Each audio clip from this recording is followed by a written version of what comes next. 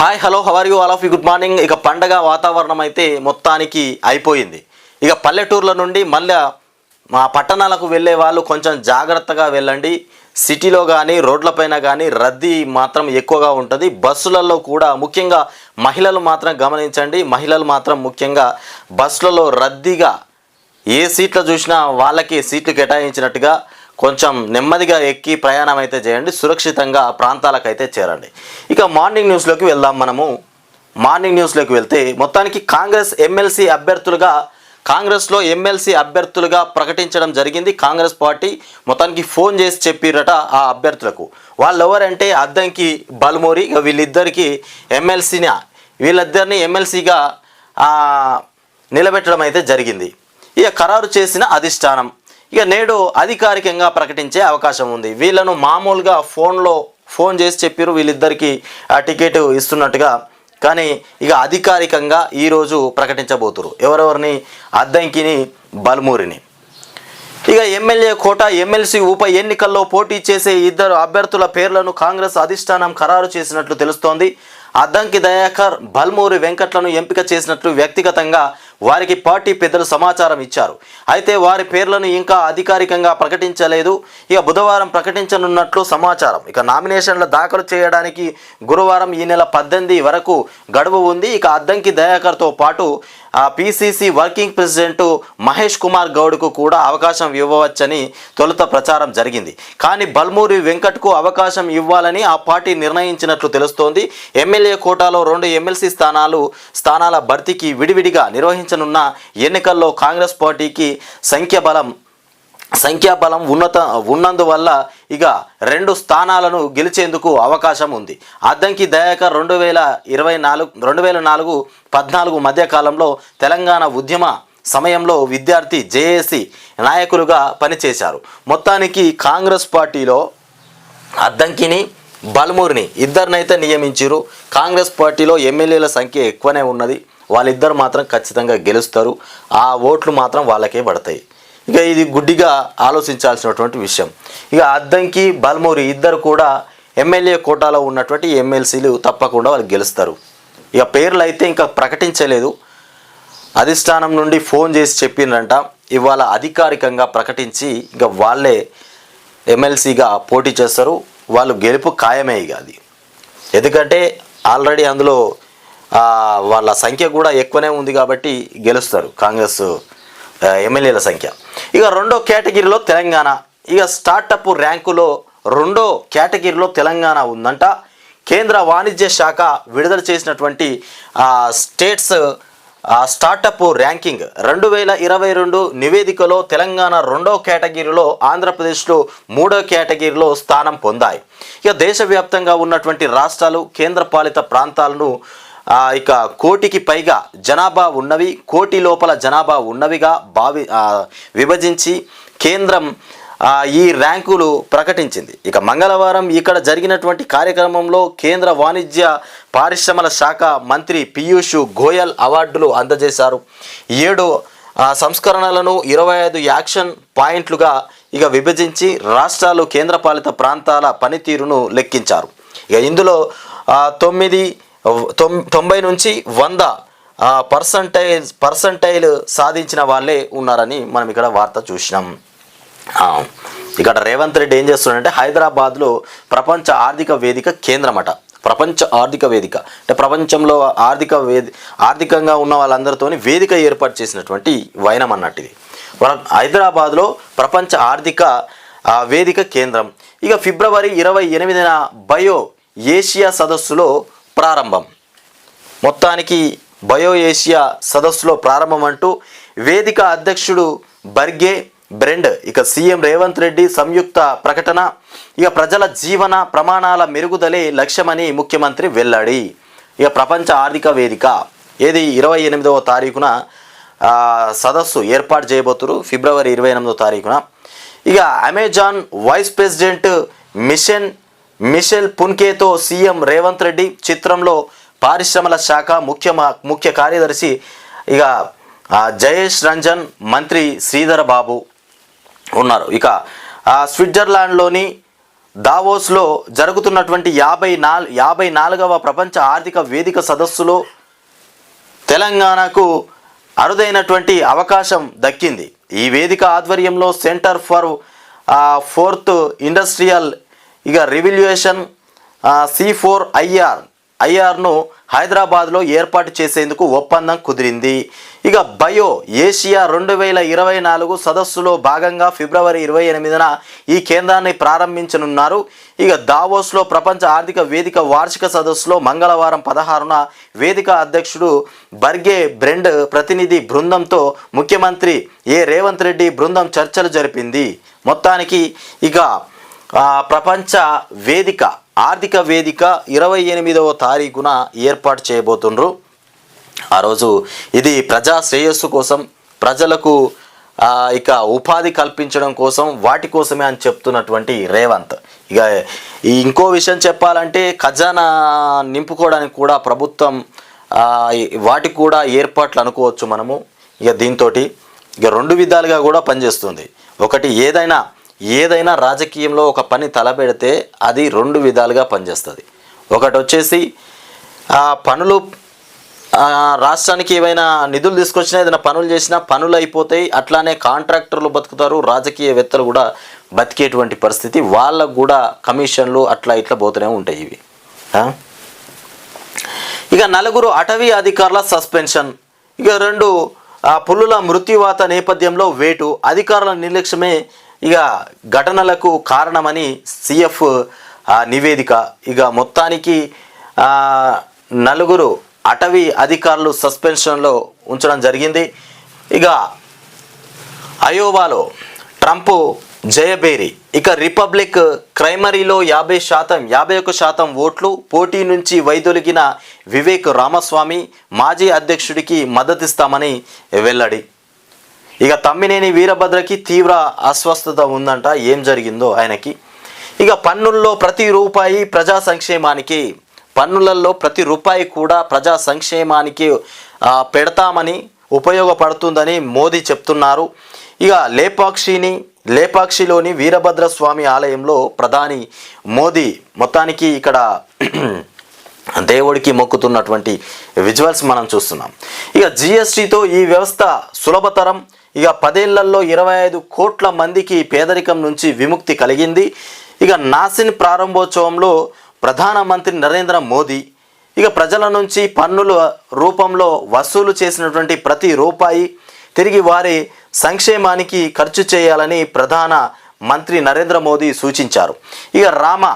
రామరాజ్యంలోని పన్నుల విధానాన్ని ఆదర్శంగా తీసుకోవాలని పేర్కొన్నారు. ఆంధ్రప్రదేశ్లోని శ్రీ సత్యసాయి జిల్లా గోరంట్ల మండలం పాలసముద్రం వద్ద నిర్మించిన నేషనల్ అకాడమీ ఆఫ్ కస్టమ్స్లో మాట్లాడుతున్నటువంటి విషయం ఇది. మొత్తానికి ప్రజా సంక్షేమానికి పన్నుల్లో ప్రతి రూపాయి కూడా GST ఏ పన్నైనా రాని ఆ ప్రతి పన్ను కూడా ప్రజల కోసమే ఉపయోగిస్తామని చెప్తున్నటువంటి మోదీ. నేడు జలశక్తి కీలక భేటీ కానుంది. ఈరోజు భేటీపైన చర్చించబోతున్నారు. ఈ జలశక్తిలో అంటే నాగార్జున సాగర్ వివాదం నేపథ్యంలో కేంద్ర జలశక్తి మంత్రిత్వ శాఖ బుధవారం కీలక సమావేశాన్ని ఏర్పాటు చేసింది. నాగార్జున సాగర్ డ్యామ్ను CRPF కేంద్ర బలగాలకు నీటి యాజమాన్యాన్ని కృష్ణా బోర్డుకు అప్పగించడంపై ఈ సమావేశంలో చర్చ జరగనుంది. దీంతో పాటు శ్రీశైలం, నాగార్జున సాగర్ కలిపి నిర్వహణ ప్రోటోకాల్, శ్రీశైలం నుంచి నీటిని తీసుకునేటువంటి అవుట్లెట్లను బోర్డుకు అప్పగించడం పైన చర్చ జరగనుంది. ఈ కేంద్ర జలశక్తి కార్యదర్శి శ్రీ దేబాశ్రీ ముఖర్జీ అధ్యక్షతన జరిగే ఈ సమావేశంలో తెలంగాణ, ఆంధ్రప్రదేశ్ నీటిపారుదల శాఖ కార్యదర్శులు కూడా పాల్గొననున్నారు. మొత్తానికి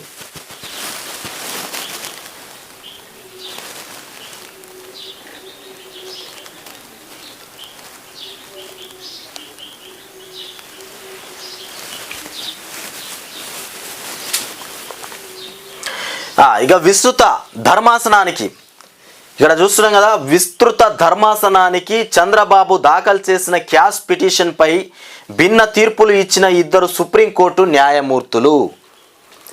17A 17A ప్రకారం FIR నమోదుకు ముందస్తు అనుమతి తీసుకోవాలన్న జస్టిస్ అనిరుద్ధ బోస్. ఇక జస్టిస్ బోస్ అభిప్రాయాలతో విభేదించిన జస్టిస్ బేలా ఎం త్రివేది ఇక పాత నేరాలకు సెక్షన్ 17A వర్తించదని స్పష్టీకరణ. ఇక కేసును CJIకి నివేదించాలని ధర్మాసనం నిర్ణయం తీసుకుంది. మొత్తానికి ఇక విధుల్లో ఉన్నటువంటి విశ్రాంత అధికారుల వివరాలు ఇవ్వండి. ఇక విధులలో ఉండి విశ్రాంతి తీసుకున్నటువంటి అధికారులు అంటే రిటైర్మెంట్ అయిపోయినటువంటి అధికారులు, విధులలో ఉన్నటువంటి వాళ్ళు, ఇంకా పనిచేస్తున్న వాళ్ళు, వాళ్ళ వివరాలు మొత్తం ఇవ్వాలి. ఇచ్చి వాళ్ళు కాల్ చేయాలి మొత్తానికి అని చెప్తుండ్రు. ఇక నేటి సాయంత్రం వరకే గడువు. అన్ని శాఖలకు CS ఆదేశం. ఇవాళ సాయంత్రం వరకు గడువిచ్చిరు వాళ్ళ వివరాలు మొత్తం ఇవ్వాలని. ఇక పదవి విరమణ చేసి ప్రభుత్వంలో పలు హోదాల్లో కొనసాగుతున్న వారిపైన కొత్త ప్రభుత్వం దృష్టి సారించింది. ఇంకా కొత్త ప్రభుత్వం ఎందుకు దృష్టి సారించిందంటే ఇక రిటైర్మెంట్ అయిపోయినా కానీ పనులు చేస్తున్నారంటే మళ్ళీ వాళ్ళందరూ ఈ ప్రభుత్వం చెప్పినట్టుగా వినకుండా ఏడైనా తప్పుదోవలు చేస్తారేమో, లీకులని ప్రతిపక్షానికి ఇస్తారేమో అన్నటువంటి భయంతో ప్రభుత్వం మొత్తానికి మార్చేయాలని చూస్తుంది. వాళ్ళ వివరాలు తీసుకొని పెట్టుకుంటుంది. ఎవరెవరు ఎట్లున్నారు, ఎవరు మనకు పనిచేస్తారా లేరా, ఇట్లాంటి విషయాలను వాళ్ళు టేకప్ చేయడం కోసమే వివరాలు అడుగుతారు. ఇక వారిపై కొత్త ప్రభుత్వం దృష్టి సారించింది. రిటైర్ అయిన తర్వాత తిరిగి నియమితులైనటువంటి కాంట్రాక్టు అవుట్ సోర్సింగ్ పద్ధతుల్లో పనిచేస్తున్నటువంటి వారి వివరాలను అందజేయాలని ప్రభుత్వ ప్రధాన కార్యదర్శి శాంతికుమారి మంగళవారం అన్ని శాఖల అధికారులను ఆదేశించారు. ఈ వివరాలన్నింటినీ బుధవారం సాయంత్రంలోగానే ఇవ్వాలని స్పష్టం చేశారు. ఇక నీటిపారుదల కొందరు సుదీర్ఘకాలం ఆయా శాఖల్లో అధిపతులుగా కూడా ఉన్నారు. ఇక ఎన్నికలకు ముందు పలువురి పేర్లను కూడా ప్రస్తుతం ముఖ్యమంత్రి రేవంత్ రెడ్డి ప్రస్తావించారు. అధికారంలోకి వచ్చి నెల దాటిన వారిపైన ఎలాంటి నిర్ణయం తీసుకోకపోవడం చర్చాంశనీయంగా మారినటువంటి నేపథ్యంలో ఒకరోజు గడువులోనే CS వివరాలను కోరడం ప్రాధాన్యం సంతరించుకుంది. ఇక ముఖ్యంగా ఎవరోళ్ళు ఉన్నారనలా ప్రభుత్వం మారకముందు రేవంత్ రెడ్డి ఆల్రెడీ చెప్పిందంట. ఏది ఇట్లా వీళ్ళందరూ రిటైర్మెంట్ అయిపోయిన వాళ్ళు, వాళ్ళ ఉద్యోగ కాలం అయిపోయిన తర్వాత కూడా పనిచేస్తున్న వాళ్ళ పేర్లు ప్రకటించినటువంటి రేవంత్ ఆ చర్యలు తీసుకుంటాం రాగానే అధికారంలోకి అన్న తర్వాత నెల రోజులైంది, ఇప్పటికి కూడా చర్యలు తీసుకోలేట. ఇవాళ హడావుడిగా ఇవాళ సాయంత్రమే మొత్తం ఎవరెవరు పనిచేస్తారో వాళ్ళ వివరాలు మొత్తం కావాలనటం ఒక అనుమానం సంతరించుకున్నది. అనుమానం అనేది అయితే వ్యక్తమవుతుంది. సరే, వీళ్ళ వివరాలన్నీ తీసుకొని ఏం చేయబోతారు, వీళ్ళని తీసేస్తారా, కొనసాగిస్తారా, ఏం చేయబోతారు అనేది మాత్రం చర్చనే. ఇక చూడాలి. ఇక తమ్మినేని ఆరోగ్యం విషమంగా మారిపోయింది. తమ్మినేని పరిస్థితి మొత్తానికి ఆయన ఆరోగ్యం బాగలేదు. హెల్త్ బులెటిన్ విడుదల చేసినటువంటి AIG ఇక CPM రాష్ట్ర కార్యదర్శి తమ్మినేని వీరభద్రం ఆరోగ్యం విషమంగా ఉందని AIG ఆసుపత్రి ప్రకటించింది. ఈ మేరకు మంగళవారం హెల్త్ బులెటిన్ విడుదల చేసింది. స్వగ్రామమైనటువంటి ఖమ్మం జిల్లాలోని ఇక తెల్లారుపల్లిలో ఉన్నటువంటి తమ్మినేనికి సోమవారం సాయంత్రం ఒంట్లో నలతగా ఉండటంతో కుటుంబ సభ్యులు ఇక ఖమ్మంలోని ఓ ప్రైవేటు ఆసుపత్రికి తీసుకెళ్లారు. అక్కడ పరీక్షించిన వైద్యులు ఇక పల్స్ తక్కువగా ఉండటాన్ని గుర్తించి వెంటనే చికిత్స అందించారు. అయితే గుండె కొట్టుకోవడంలో తేడాలున్నాయని వైద్యులు చెప్పారు. ఇక తమ్మినేని ఆరోగ్య పరిస్థితి కొంచెం బాగలేకుండా పోయింది. ఆయన గుండె కొట్టుకోవడంలో కొంచెం తేడా ఉంది, స్లోగా కొట్టుకుంటుందంట. అట్లానే ముఖ్యంగా ఇంకొక విషయం ఏంటంటే మూత్రపిండాలు పనిచేయకపోవడం, మూత్రపిండాలు, ఊపిరితిత్తులు వీటన్నిటి మీద వెయిట్ పడింది. ఆయన పరిస్థితి కొంచెం అధోగత స్థితిలో మాత్రమే ఉన్నది. ఏం జరగబోతుందో ఇక దావోస్లో సీఎం బృందం ఇక తొలి రోజు వరల్డ్ ఎకనామిక్ ఫోరం ప్రెసిడెంట్ బోర్గుతో భేటీ. ఇక ఇథియోపియా ఉప ప్రధానితో పారిశ్రామిక రూట్ మ్యాప్పై చర్చ. రాష్ట్రంలో నైపుణ్య శిక్షణ ఇక పెంపుపై నాస్కామ్ ప్రెసిడెంట్తో సంప్రదింపులు. ముఖ్యంగా ఇక్కడ మన కాంగ్రెస్ పార్టీలో ఏంటంటే పదవుల కోసం కొట్లాట జరిగింది. పదవులు అటో ఇటో మన రేవంత్ రెడ్డికి ముఖ్యమంత్రి పదవి కట్టబెట్టిరు, బట్టికి ఉప ముఖ్యమంత్రి, ఇక మిగతా వాళ్లకు కొంత మంత్రులు అయితే పదవులు ఇచ్చేసారు కదా. ఇప్పుడు ఏం జరుగుతుంది ఇందులో అంటే రాష్ట్రంలో ఏ అభివృద్ధి జరగకపోయినా, ఈ 6 గ్యారెంటీల్లో ఏది అమలు కాకపోయినా ఇక్కడ ఉన్న కాంగ్రెస్ పార్టీలో నాయకులపైన ఎవ్వరు కూడా విరుచుకోపడరు. ముఖ్యంగా రేవంత్ రెడ్డి ఒక్కడే నిందితుడు అవుతాడు. రాష్ట్రం దివాలా తీసినా రేవంతే, దివాలా తీయకపోయినా రేవంతే. ఆయన నొక్కనే టార్గెట్ చేస్తారు. అందులో కాంగ్రెస్ పార్టీలో ఉన్నటువంటి నాయకులు కూడా రేవంత్ పైనే విరుచుకోపడతారు. బడ్జెట్ ఏం లాస్ అయినా, ఎక్కడ ఏ తప్పిదం జరిగినా ముద్దాయి అయిననే. అందుకే మొత్తానికి ప్రపంచ ఆర్థిక వేదికలంటూ ఇక పరిశ్రమలు తీసుకొస్తాం, పరిశ్రమలన్నీ తీసుకొచ్చి మన తెలంగాణ రాష్ట్రంలో ఏర్పాటు చేస్తాం. ఇవన్నీ ఏంటంటే ఆర్థికంగా కొంచెం మెరుగుపడడం కోసం ప్రయత్నం చేస్తుండు. కానీ చివరికి ఏం జరుగుతుందో ఆయన చిరునవ్వు చూడండి, లోపల ఎంతో బాధ ఉంది, ఎన్నో కష్టాలు ఉన్నాయి ఆల్రెడీ. ఈ గ్యారంటీలు ఆర్థిక సంక్షోభంలో ఉన్నదని తెలిసి కూడా ఇగో నవ్వుకుంటూ కనిపిస్తుండు రేవంత్ రెడ్డి. ఏం జరుగుతుందో ఇక మళ్ళీ ఒకవైపు ప్రక్షాళన అంటుడు. అన్ని సంస్థలపైన ప్రక్షాళన, పరిశీలన, గొర్రెలపైన మిషన్ భగీరథ, మన ఊరు మనబడి, ఇక ప్రతి దాంట్లో కూడా ఇక భూములకు సంబంధించి ధరణి తీసేసి మేము మా భూమాత తీసుకొస్తాం, ఇగో ఇలాంటి చేపడుతున్నటువంటి వైనం. ఇక ఏం చేస్తారు? ఇక పేదరికం పైన పోరాడి గెలిచాం. ఏపీలో నాసిన్ అకాడమీ ప్రారంభోత్సవంలో ప్రధాని మోదీ మాట్లాడుతుండు. ఇక 9 ఏళ్లల్లా 25 కోట్ల మందికి పేదరికం నుంచి విముక్తి జరిగింది. 9 ఏళ్లల్లా 25 కోట్ల మందికి పేదరికం నుంచి విముక్తి కలిగిందట.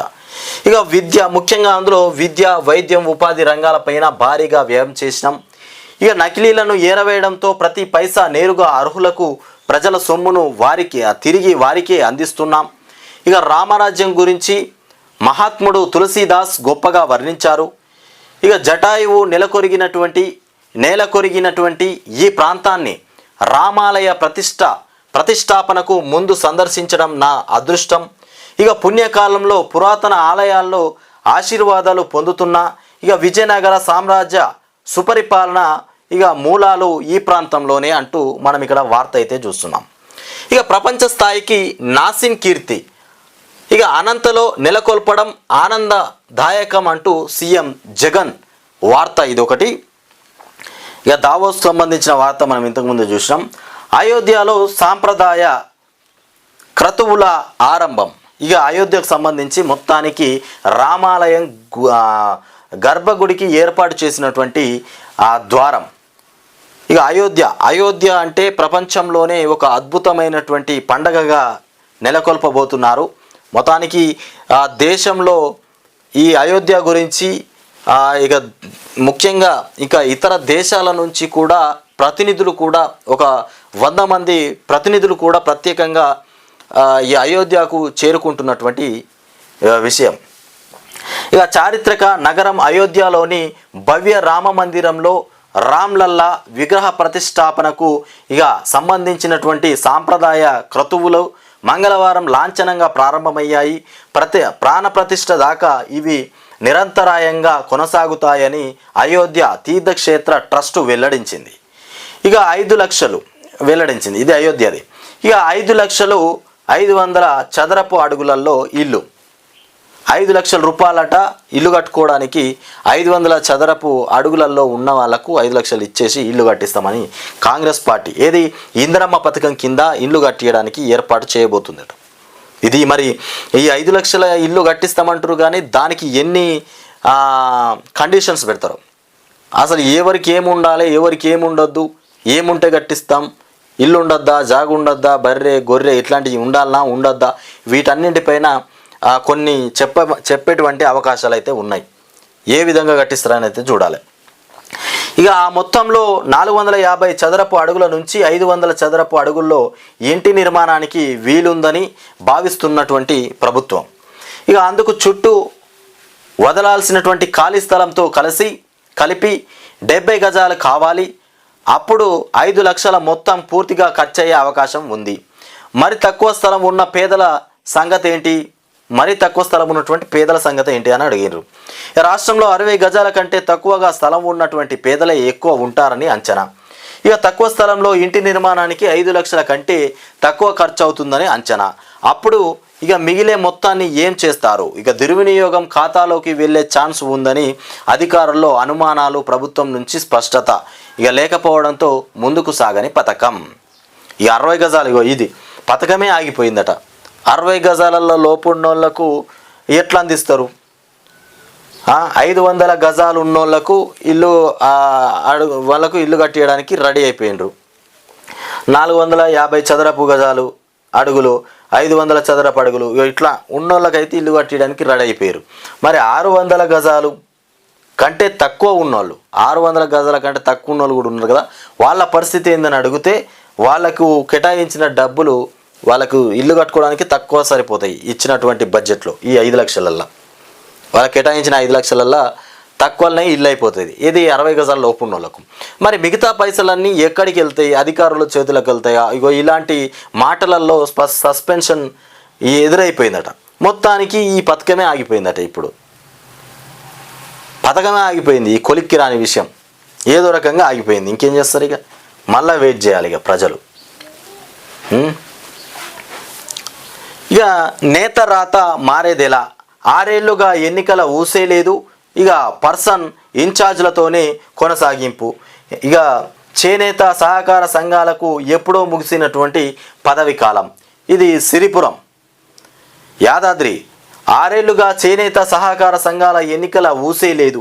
ఇక దీంతో క్షేత్రస్థాయిలో చేనేత కార్మికులు ఎదుర్కొంటున్నటువంటి ఇబ్బందులు పట్టించుకునేవారే లేకుండా పోయారు. ఇక ఎన్నికలు జరగనటువంటి కారణంగా టెస్కో ఉనికిలో లేకపోవడం పోయింది. 2018లో సహకార సంఘాల పదవీ కాలం ముగిసింది. ఇది నేత రాత మారేదెలా అంటూ ఇది వార్త చూస్తున్నాం. ఇది యాదాద్రిలో వార్త, యాదాద్రికి సంబంధించి. ఇక ఇండ్లు కట్టియడానికి ఆ ఇండ్లు కట్టిస్తారా మరి కట్టియరా? ఇక్కడ చూద్దాం. ఇక ఈ ఇందిరమ్మ పథకం అమలు పైన అధికారులు తర్జన భర్జన పడుతున్నారు. ఎందుకో ఇక కాంగ్రెస్ ప్రభుత్వం హామీ ఇచ్చినటువంటి ఈ పథకం కింద గృహ నిర్మాణానికి ఒక్కో లబ్ధిదారుకు 5 లక్షలు ఇవ్వాల్సి ఉండగా ఆ మొత్తంలో దాదాపు 450 చదరపు అడుగుల ఇక నుంచి 500 చదరపు అడుగుల విస్తీర్ణంలో ఇల్లు నిర్మించుకునేందుకు వీలుంటుందని ప్రభుత్వం భావిస్తోంది. ఇక దీనితో పాటు నిబంధనల ప్రకారం చుట్టూ ఖాళీ స్థలం వదలాలంటే 70 చదరపు గజాల వరకు స్థలం కావాలని అంచనా వేస్తోంది. ఇలా 70 గజాల స్థలం ఉన్నా అంతకంటే ఎక్కువ ఉన్నా ఇక పర్వాలేదు. ప్రభుత్వం ఇచ్చేటువంటి 5 లక్షలు పూర్తిగా ఖర్చు చేసి 500 చదరపు అడుగుల విస్తీర్ణంలో ఇల్లు నిర్మించుకునేందుకు అవకాశం ఉంటుంది. కానీ రాష్ట్రంలో 60 గజాల కంటే తక్కువగా సొంత ఇల్లు స్థలం ఉన్న వారి పరిస్థితి ఏంది? ఇది ఒక ప్రశ్నగా మిగిలిపోయి దీన్ని మొత్తం ఆపిర్రట. ఈ పథకమే ఆగిపోయింది ఇప్పుడు. ఇక లోక్సభ ఎన్నికలపై దృష్టి సారించండి. లోక్సభ ఎన్నికలపైన దృష్టి సారించండి. సార్వత్రిక ఎన్నికలే లక్ష్యంగా క్షేత్రస్థాయిలో పార్టీని మరింత బలోపేతం చేసే దిశగా పనిచేయాలని రాష్ట్రాల బీజేపీ ప్రధాన కార్యదర్శులు, జాతీయ ప్రధాన కార్యదర్శులకు బీజేపీ జాతీయ అధ్యక్షుడు జేపీ నడ్డా, కేంద్ర హోంమంత్రి అమిత్ షా సూచించారు. ఇది ఇంకో వార్త. ఇక మన వెలుగు దినపత్రికలో చూద్దాం. వెలుగు దినపత్రికలో ఏమొచ్చినాయి రాష్ట్రంలో? ముఖ్యంగా వెలుగు దినపత్రిక కూడా ఒక సంచలనమే. దీంట్లో చూద్దాం ఏమొచ్చినాయో. ఎస్ఆర్ఎస్సి పునరుజ్జీవం. ఇక ఉత్త దండగా ఆ ప్రాజెక్టు పేరుతో 2000 కోట్ల ప్రజాధనం నీళ్ల పాలైపోయిందట. ఎస్ఆర్ఎస్సి గత ప్రభుత్వం తప్పిదాలను లేవనెత్తిన గత ప్రభుత్వంలో జరిగినటువంటి తప్పిదాలట కాగ్ లేవనెత్తిందట. ఇప్పుడు చెప్తున్నారు ప్రభుత్వం మారిపోయిన తర్వాతనే ప్రభుత్వంలో అప్పుడు జరిగిన తప్పులను ఎత్తి చూపేటువంటి పరిస్థితి. అప్పుడు చూపించలే. ఇక ఏపీ కాంగ్రెస్ చీఫ్గా షర్మిల నియమించిన పార్టీ హైకమాండ్. వాళ్ళు ఏ ప్రాజెక్టు కట్టినా మరి ప్రతిపక్షంలో ఉన్న కాంగ్రెస్ పార్టీ వాళ్ళు మాట్లాడలే. వీళ్ళకు కూడా బాధ్యత లేదా రాష్ట్రం మీద? వీళ్ళు కూడా పోవాలి. ఎక్కడ ఏం ప్రాజెక్టు కడతారు, ప్రాజెక్టుకు ఎలాంటి పర్మిషన్స్ తీసుకున్నారు, అక్కడ ఎలాంటి పరిశీలన చేసి ప్రాజెక్టు నిర్మిస్తారు, ఇలాంటి అంశాలు అయితే వాళ్ళు చేపట్టాలి. ఎందుకంటే రాష్ట్రంలో వాళ్ళకు కూడా అభివృద్ధి పరిచేటువంటి దిశగా వాళ్ళకు కూడా ఉన్నాయి కదా, కొన్ని చెయ్యాలి. ఇక నియమించిన పార్టీపై హైకమాండ్ సిడబ్ల్యూసిలోకి స్టేట్ మాజీ ఇక గిడుగు రుద్రరాజు ఇక పార్టీకి పూర్వ వైభవం తెస్తా అంటూ షర్మిల మాట్లాడుతుంది.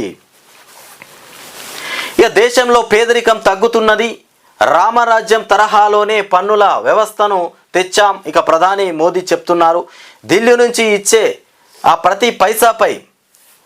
నుంచి ఇచ్చేటువంటి ప్రతి పైసాపై లబ్ధిదారుల ఖాతాల్లోకే అవినీతి పరులపై చర్యలే ఇక ఎన్డీఏకు టాప్ ప్రియారిటీ అని వెల్లడి. ఇక సత్యసాయి జిల్లాలో నాసిన్ క్యాంపస్ ప్రారంభం, ఇక లేపాక్షి టెంపుల్ సందర్శన, ఇక అనంతరం కేరళలో పర్యటన మోదీది.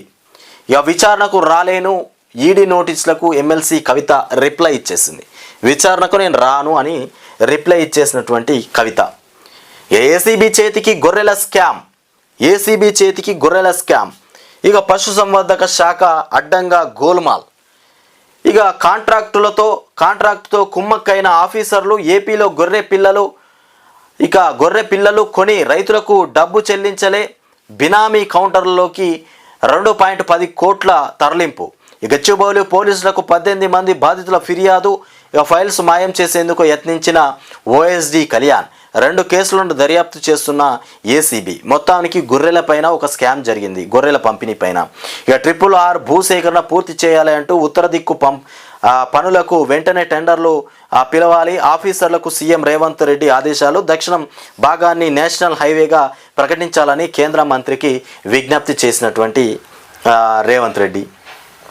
హైదరాబాద్లో 4th ఇండస్ట్రియల్ రెవల్యూషన్ సెంటర్, ఇక దావోస్లో WEFతో రాష్ట్ర ప్రభుత్వం ఒప్పందం. వచ్చే నెల 28న బయో ఏసియా సదస్సు సందర్భంగా ప్రారంభం. ఇక WEF ప్రెసిడెంట్ బోర్గే బ్రెండ్తో సీఎం రేవంత్ భేటీ అయ్యారు. ఇక ఇలా మొత్తానికి ప్రపంచ ఆర్థికవేత్తలతోని భేటీ అవుతున్నటువంటి రేవంత్ రాష్ట్రంలో ఎలాంటి పరిశ్రమలు తేపోతున్నారో, ఆర్థికంగా ఎలా ముందుకు తీసుకోబోతారు, ఇగో ఇలాంటి పరిస్థితులపైన మొత్తానికి ఇప్పుడైతే ఇవి తిరుగుతాడు. ఈ గ్యారెంటీలు పక్కన పడ్డాయి, 100 రోజుల గ్యారెంటీలు నెరవేరుతాయా అది చూడాలి. కానీ ఇప్పుడైతే ఈ పరిస్థితి నెలకొన్నది. గొర్రెల పంపిణీ పైన స్కామ్ జరిగిందంట, దాని మీద కూడా చర్యలు చేపడదామంటూ దాని మీద కూడా జరుగుతుంది పరిశీలన. ఇక ఇవి తెలంగాణ రాష్ట్రంలో మనం చూసుకున్నటువంటి మార్నింగ్ న్యూస్.